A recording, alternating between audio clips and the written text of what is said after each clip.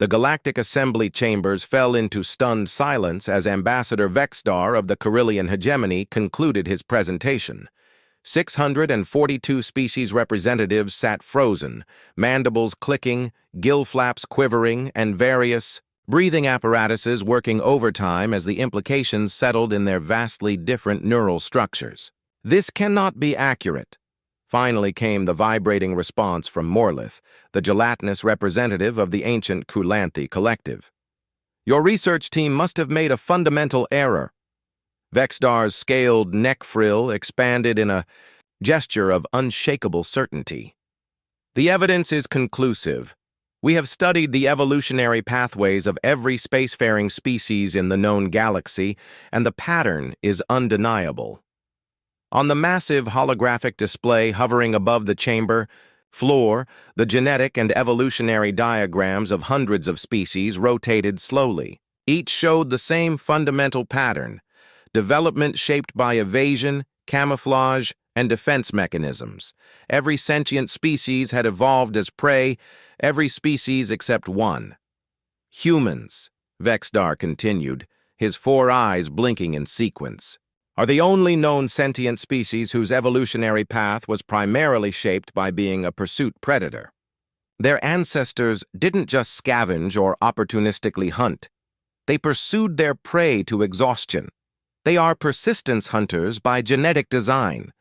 Representative Zika of the Eridani Compact raised a crystalline appendage. "But surely this is merely an interesting biological footnote. Many of our species eventually became omnivorous." "You misunderstand the implications," Vexstar replied, bringing up new images. Ancient human cave paintings showing hunters pursuing animals across plains, historical records of human warfare, and finally their rapid expansion into space. Humans don't just hunt for food. Their entire psychology, their social structures, their technology, all of it evolved from the mindset of the chase. Ambassador Nihilith, whose aquatic species had only achieved spaceflight a century prior, rippled her luminescent skin in patterns indicating distress. "This explains much about their behavior in treaty negotiations. They never stop pursuing better terms." "Precisely," Vexstar confirmed. "While our species developed intelligence as a means to detect and avoid threats, humans developed intelligence as a tool to track, predict, and overcome their prey. When faced with a challenge, they don't retreat to safety. They advance." Say, Galactic Archives. Keeper, an ancient being known only as Orif, spoke for the first time in 50 cycles. This clarifies the historical record. In the brief 3 centuries since achieving faster-than-light capabilities, humans have expanded their territory 17 times faster than the galactic average. They didn't flee from the unknown, they pursued it. "Is this why they've been so successful in mediating our conflicts?" asked the representative from Procyon IV, whose species had evolved from herd creatures that found safety in complex social hierarchies. "They seem uniquely capable of understanding multiple positions while maintaining their own objectives." "A predator must understand its prey to catch it," agreed Vexstar grimly. "The question before this assembly is, what does this mean for our future relations? Are humans fundamentally dangerous to galactic peace?" At that moment, the doors to the chamber slid open. Ambassador Ilara Reed of Earth strode confidently into the silence, her movements displaying the fluid efficiency of a body designed for persistence rather than flight. "Forgive my tardiness," she said, either unaware of or unconcerned by the tension permeating the chamber. "The negotiations with the Proxima Collective ran longer than expected, but I'm pleased to report we've reached a settlement beneficial to all parties." She paused, noting the displayed evolutionary charts and the frozen expressions of the gathered representatives. Her eyes, forward-facing predator eyes, narrowed slightly as understanding dawned. "Ah," she said with a smile that unintentionally displayed her omnivorous teeth. "I see we're discussing evolutionary biology today." Perhaps I can offer the human perspective on this fascinating subject. The assembled representatives shifted uncomfortably in their seats. The predator had entered the room, and 642 prey species instinctively knew it. The private quarters assigned to Ambassador Reed aboard the Galactic Assembly Station gleamed with the sterile uniformity common to diplomatic accommodations throughout civilized space. The one personal touch was a small holographic display showing Earth's Pacific Ocean, waves frozen in mid-crash against volcanic shores. Alara paced the room, her natural human restlessness amplified by frustration. The emergency message from Earth Central Command glowed insistently on her neural interface. Sensitive intelligence, multiple species forming secret coalition, possible defensive pact against human expansion, proceed with caution, defensive, she muttered, stopping to stare out at the star field beyond her viewport. Always defensive. Her assistant, Coven Risk, sat perfectly still at the room's lone desk, his posture betraying his mixed heritage, human adaptability with Centaurian patience. They're afraid, Ambassador. Vexdar's presentation merely confirmed what many species already suspected. That we're dangerous because we evolved chasing down our dinner instead of hiding from it? Alara shook her head. Nonsense. Half the assembly has military capabilities that could vaporize Earth. It's not about physical danger, Kovan replied, his voice carrying the slight melodic undertone of his father's people. It's about psychological incompatibility. The galaxy's species evolved fleeing from threats. Caution is embedded in their decision-making. Humans evaluate risk differently. Ilara's neural interface pinged with an incoming diplomatic request. The Kulanthi representative Morlith was requesting a private audience. Interesting timing. Send confirmation, she told her interface. Meeting. In 10 minutes, Coven raised an eyebrow. The Kulanthi rarely request one-on-one meetings. Everyone wants to take the measure of the predator today, Ilara replied with a grim smile. Let's not disappoint them. Morlith arrived precisely on time, the environmental field around his gelatinous form humming softly. His translucent body pulsed with bioluminescent patterns that supplemented his translated speech. Ambassador Reed, I appreciate your willingness to meet without preparation, he began, settling into a specially designed support chair. Direct communication is a human preference, Ilara replied, choosing to stand rather than sit. How can I help the Kulanthi Collective today? Morlith's inner lights shifted to a thoughtful blue pattern. I wish to discuss Vexdar's presentation personally. The assembly is unsettled. So I gathered. Though I find it surprising that advanced species would be so troubled by basic evolutionary biology. It is not the facts that disturb us, but their implications. Morlith's translated voice remained calm, but his body contracted slightly. Throughout the galaxy, intelligence evolved as a survival mechanism against predators.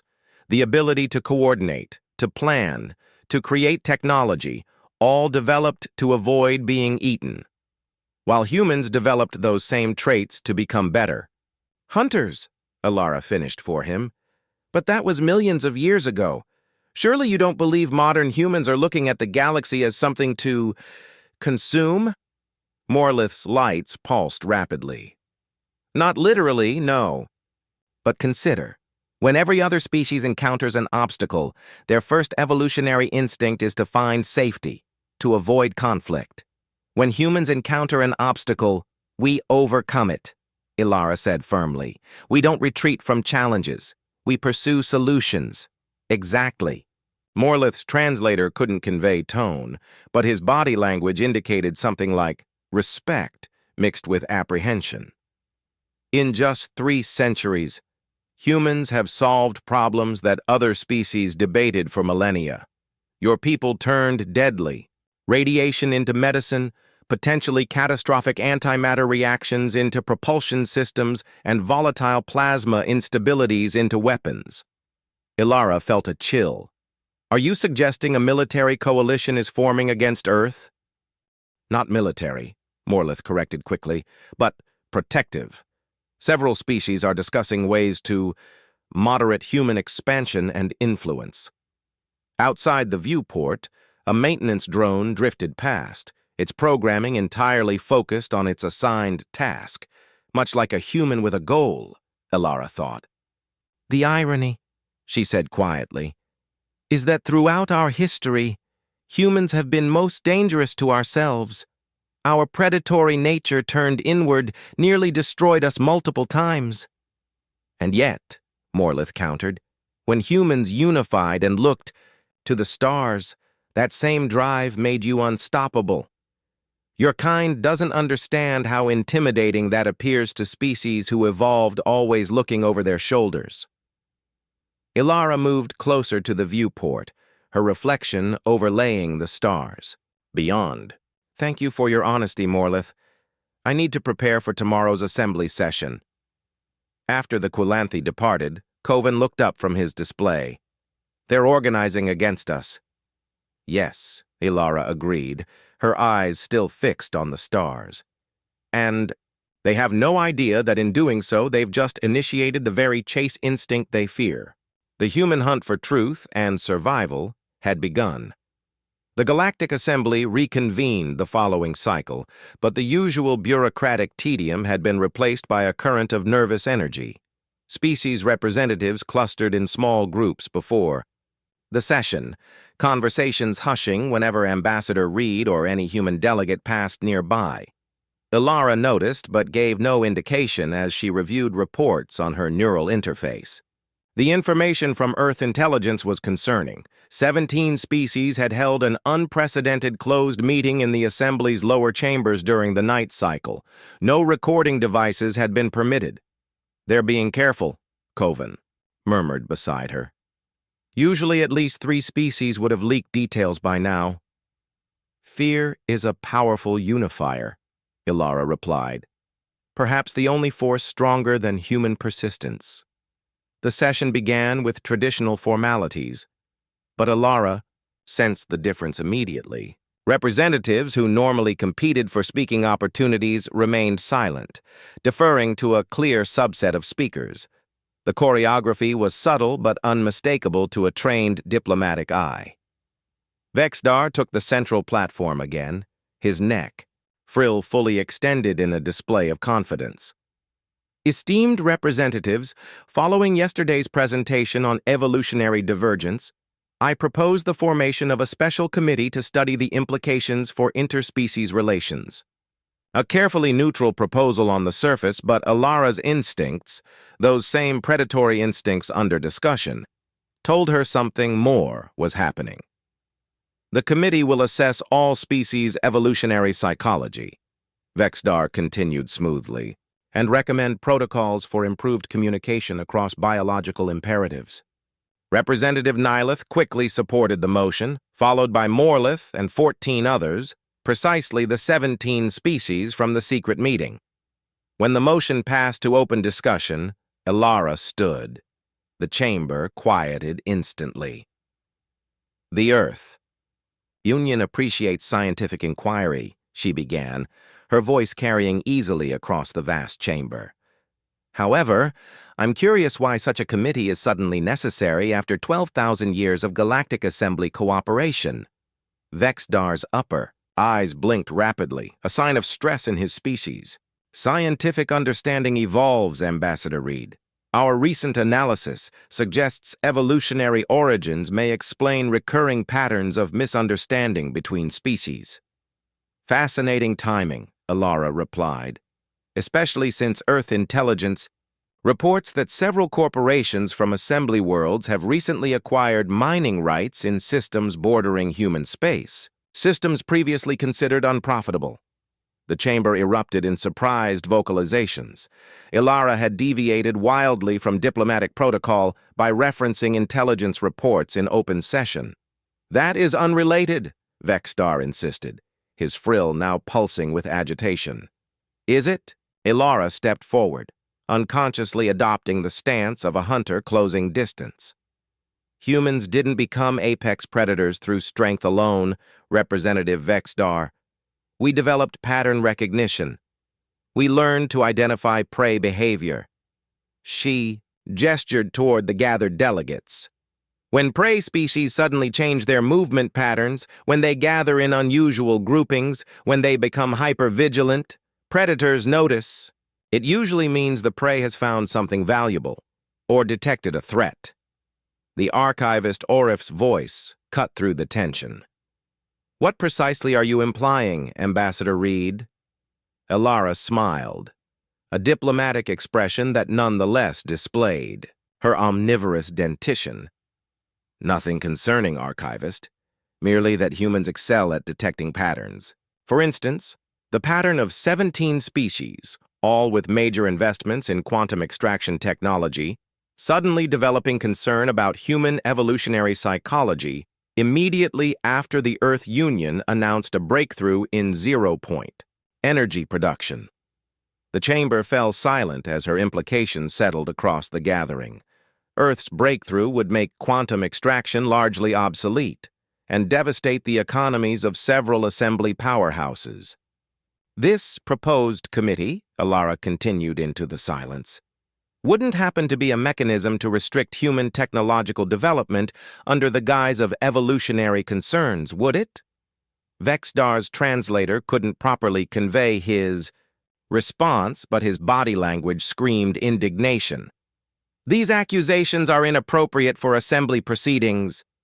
Perhaps, Elara conceded, but consider this. Prey species evolved to hide, to misdirect, to create illusions of safety. Predators evolved to see through those deceptions. She looked around the chamber, making deliberate eye contact with key representatives. The Earth Union remains committed to sharing technological advancements with all assembly species. We have already prepared licensing agreements that ensure fair transition periods for affected industries. With perfect timing, every representative's information terminal pinged with the arrival of the proposed agreements, documents Kovan had prepared through the night cycle while the secret meeting took place. We anticipated your concerns, Elara concluded. Because that's what predators do. We anticipate. As she returned to her seat, she caught Morlith's gaze across the chamber. The Culanthes' bioluminescent patterns had shifted to a deep indigo, a color Elara had never seen the diplomat display before. Later, she would learn it signified something between admiration and primal fear. The human had tracked their deception across the stars and confronted it head-on, just as a born predator would. 3 days after the contentious assembly session, Elara found herself aboard the Culanthe diplomatic vessel Luminous Confluence. The ship's interior was a marvel of liquid-state engineering, with corridors that seemed to flow and pulse with the collective consciousness of its crew. You've taken considerable risk coming here, Morlith said as they entered his private chambers. Unlike the austere diplomatic quarters of the assembly station, these rooms were a riot of color and texture, a reflection of the Culanthes' sensory perception that experienced time and space as interwoven dimensions.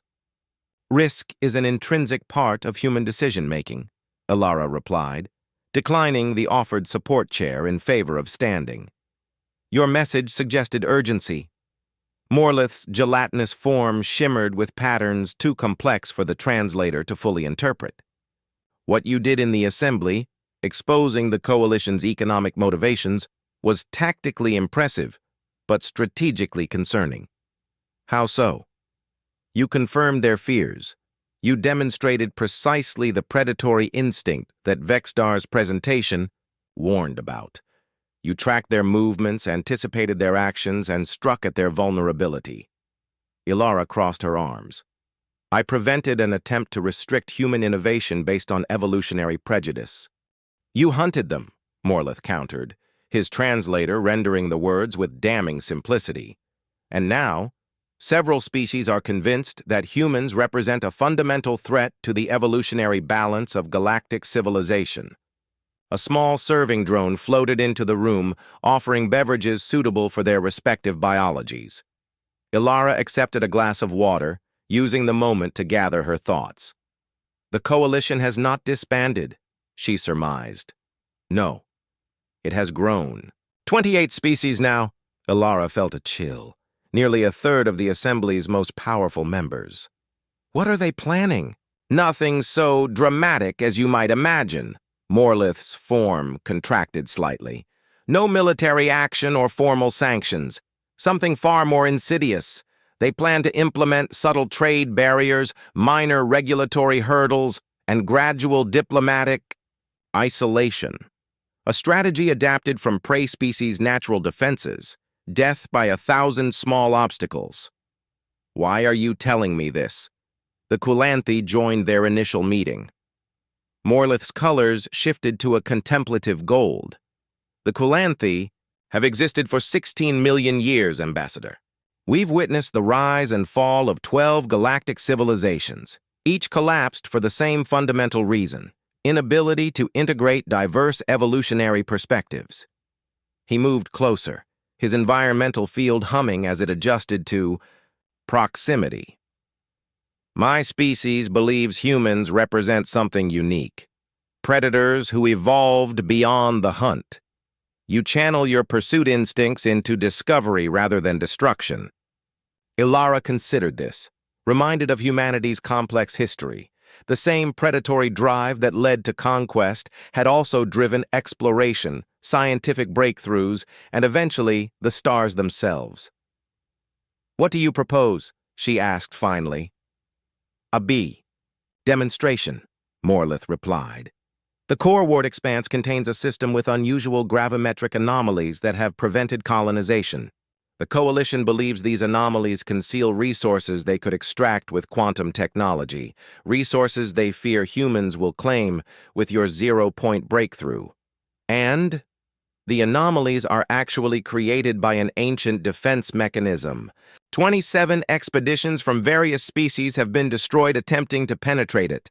All were approach methods based on prey species thinking. Stealth, misdirection, caution. Understanding dawned. You want humans to solve the puzzle that prey species cannot.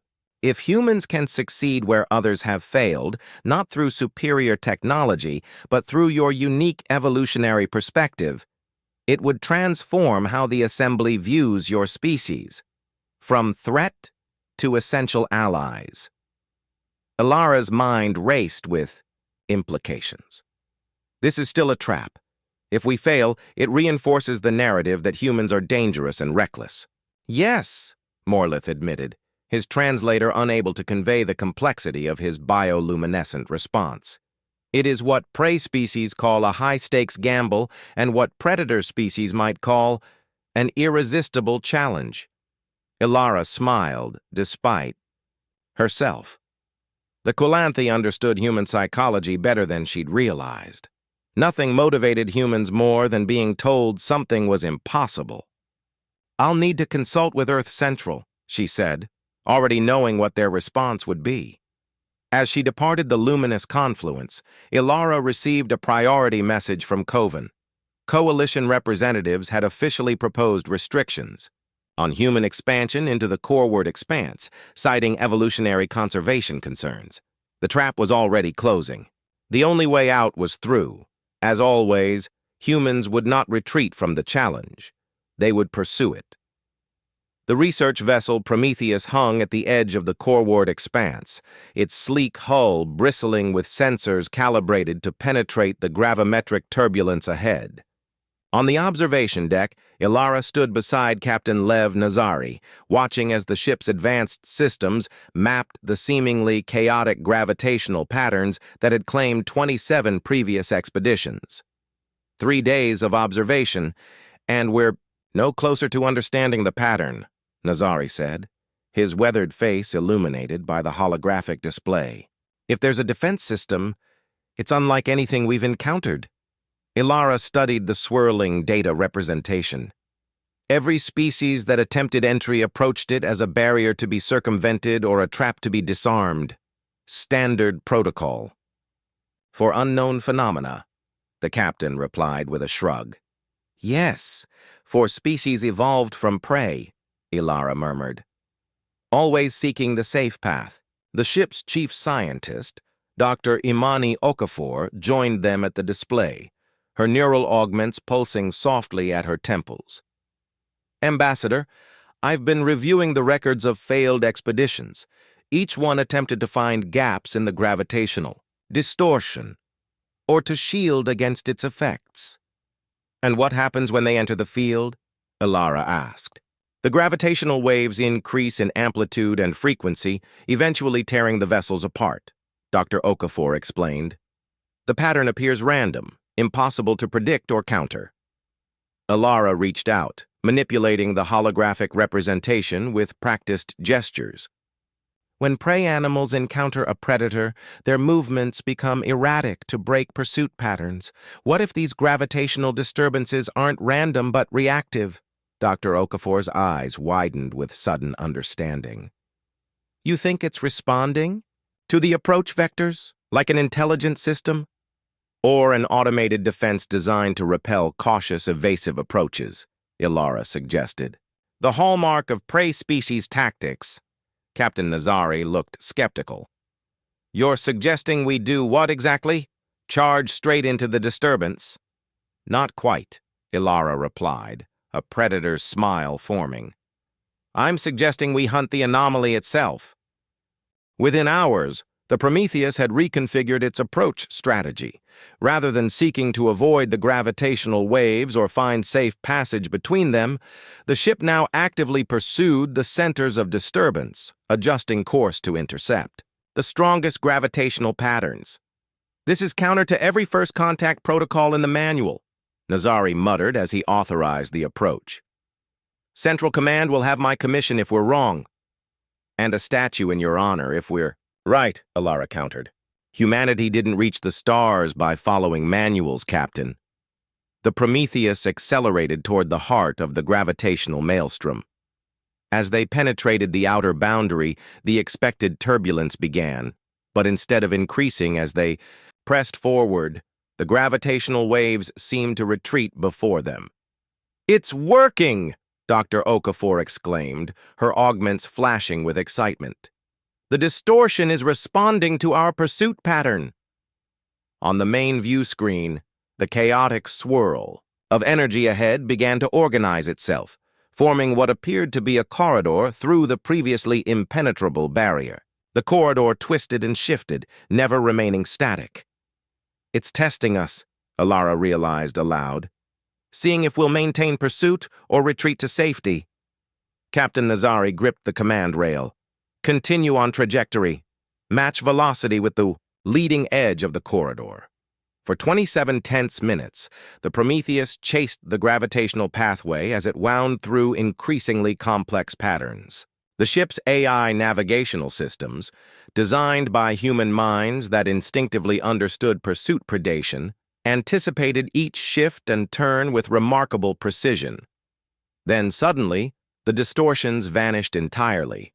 The Prometheus emerged into a perfect sphere of calm space at the center of the expanse, and they were not alone. Before them hung an enormous structure, clearly artificial but unlike any design philosophy known to the assembly. Its surface rippled with patterns reminiscent of Morlith's bioluminescent communications, but on a vast scale. "We're receiving a transmission," the communications officer announced, surprise evident in her voice. It's using standard assembly protocols." "How is that possible?" A holographic projection appeared on the command deck, a swirling pattern of light that gradually coalesced into a form somewhat resembling a Kulanthe, but more complex, more ancient. "Persistence hunters," the entity communicated, its translated, voice resonating with what might have been satisfaction. "After 12,000 cycles, predators have finally arrived." Ilara stepped forward. "I am Ambassador Ilara Reed of the Earth Union. We come in peace." "Of course you do," the entity replied, its form shifting continuously. "Peace is the ultimate evolution of the predator mind, the understanding that cooperation yields greater rewards than constant hunting. The prey species of this galaxy have never fully grasped this paradox. Captain Nazari exchanged a bewildered glance with Alara. "You've been waiting for predator species?"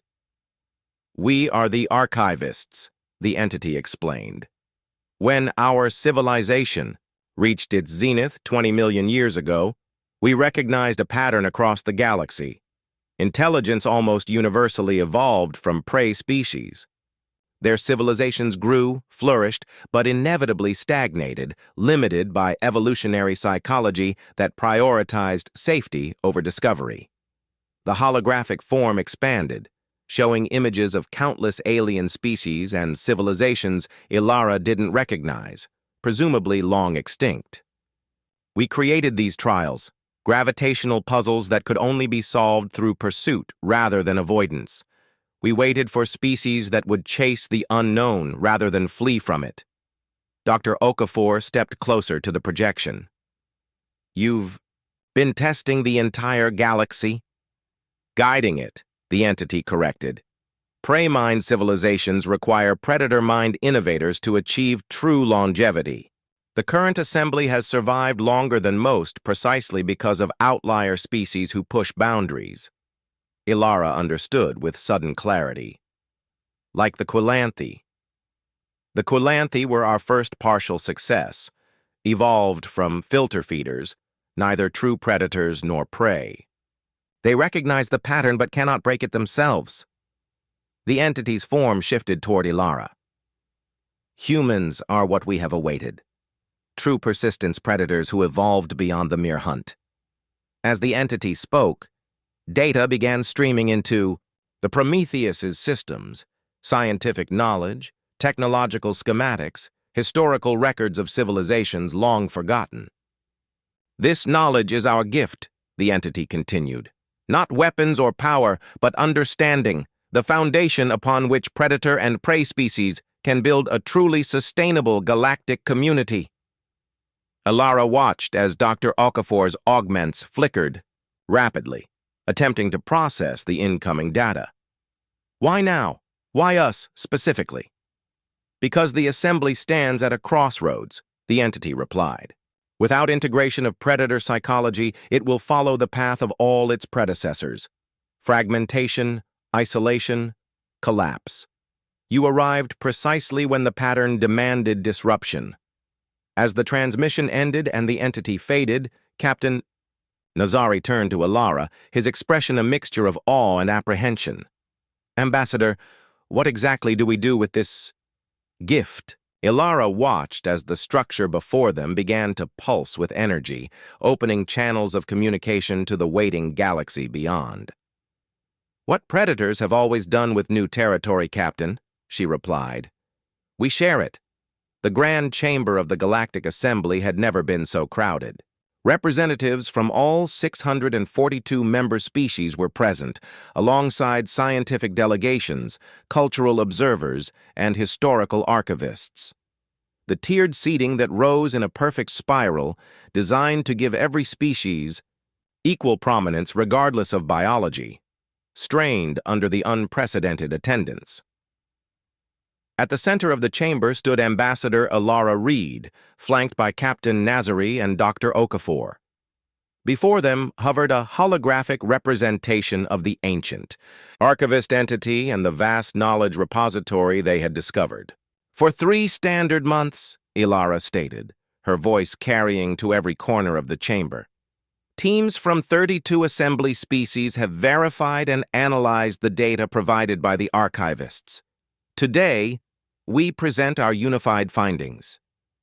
The holographic display shifted, showing the evolutionary tracks of thousands of species across millions of years, a pattern so vast and complex that even the most advanced assembly minds had never perceived it. The archivists confirmed what Representative Vexdar's research suggested, Alara continued, nodding respectfully toward the Carillion scientist who had unwittingly started this journey. "Intelligent life throughout our galaxy predominantly evolved from prey species. This created civilizations that prioritized security, stability, and incremental advancement." Vexdar's neck frill extended slightly in acknowledgement, his earlier hostility replaced by scientific curiosity. The revelation of the archivists had transformed political maneuvering into genuine discovery.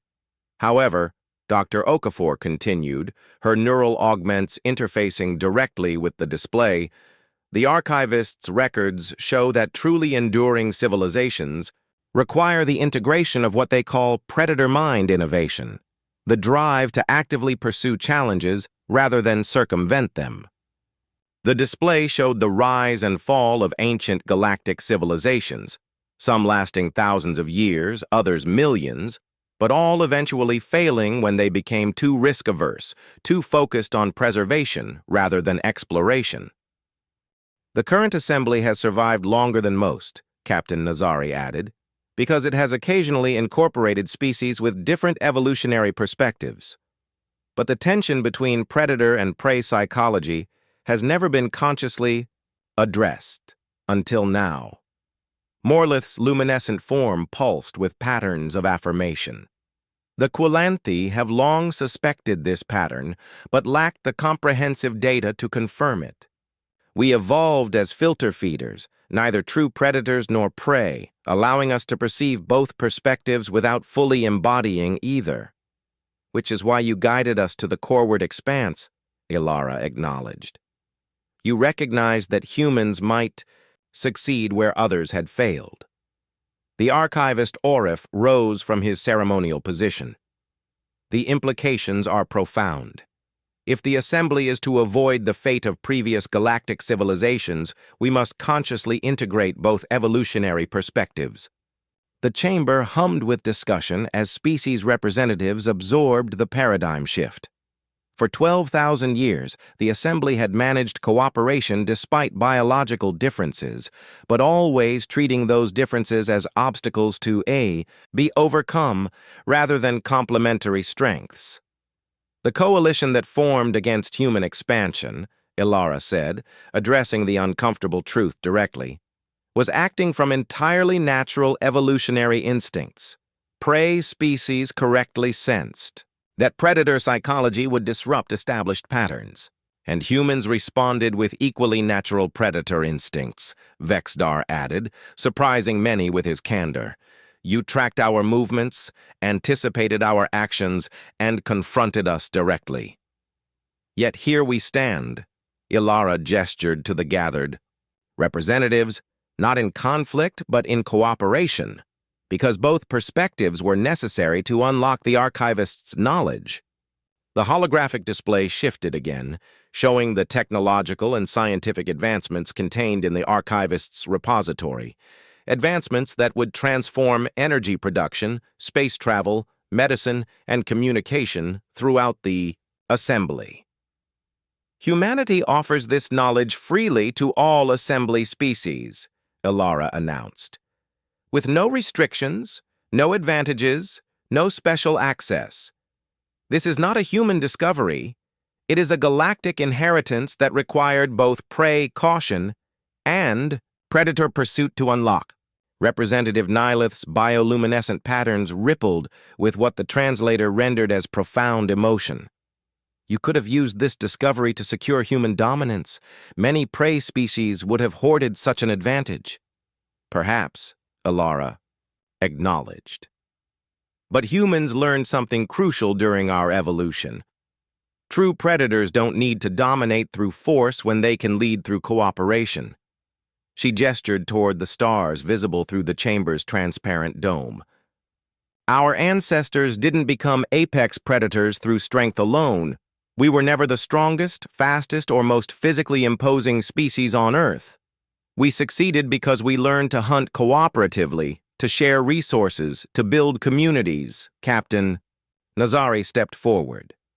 The ultimate evolution of the predator mind isn't dominance. It's the recognition that cooperation yields greater rewards than competition. We don't want to conquer the galaxy. We want to explore it alongside all of you. The chamber fell silent as the assembly representatives contemplated this perspective, so alien to species whose evolutionary instincts prioritized individual survival through avoidance rather than group success through engagement. Finally, Archivist Orif spoke again, his ancient voice carrying the weight of 12,000 years of assembly history.